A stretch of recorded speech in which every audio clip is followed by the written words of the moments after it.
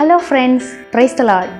மத்தேயு 21 அதிகாரம் 28 ஒரு தகப்பன் தன் மகனை பார்த்து, மகனே, நீ போய் இன்றைக்கு என் திராட்சை தோட்டத்தில் வேலை செய் என்று சொல்லுகிறார்.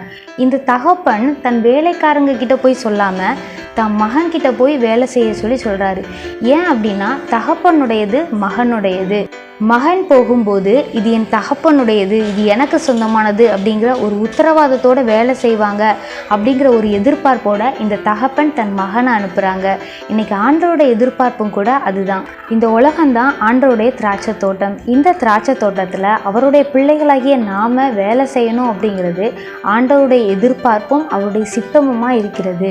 நம்ம அநேக நேரம் நினைக்கிறோம், ஆண்டவரே ரட்சித்திரலாம்ல, ஆண்டவரால் தான் ரட்சிக்க முடியும்ல, ஏன் அவரே ரட்சித்திரலாமே, அவருடைய கேப்ரியல் தூதனை அனுப்பி அந்த வேலையை சிம்பிளாக முடிச்சிடலாமே, இதுக்கு எதுக்கு நம்ம அப்படின்னு நம்ம நினைக்கிறோம். ஆனால் வியாதியாக இருந்து குணமான ஒரு நோயாளியால் தான் தன் வைத்தியன் எப்படிப்பட்டவன் என்பதை குறித்த அனுபவ சாட்சியை சொல்ல முடியும்.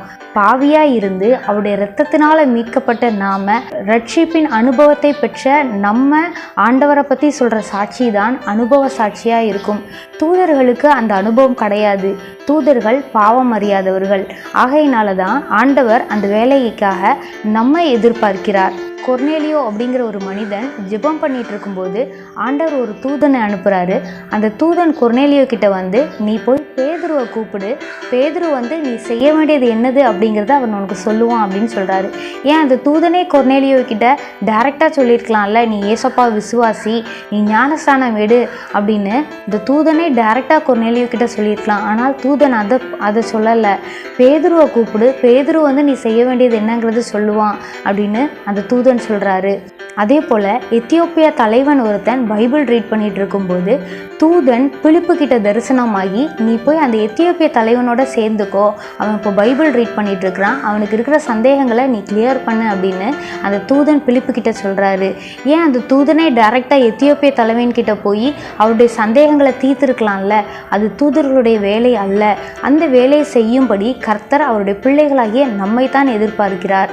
ஆகையினால இதை உணர்ந்தவர்களாய் நாம் செயல்படணும். இது என்னுடைய அழைப்பு கிடையாது, அது ஊழியக்காரங்க செய்ய வேண்டிய வேலை, எனக்கு அதோட அழைப்பெல்லாம் கிடையாது அப்படின்னு நம்ம இருதயத்தை கடினப்படுத்தாமல், எப்படி ஊழியக்காரர்கள் அவருடைய பிள்ளைகள் என்ற அதிகாரத்தை பெற்றிருக்கிறார்களோ அதே போல தான் ஞானஸ்நானம் எடுத்து அபிஷேகம் பெற்றிருக்கிற ஒவ்வொருவரும் தேவனுடைய பிள்ளைகள் என்ற அதிகாரத்தை பெற்றிருக்கிறோம்.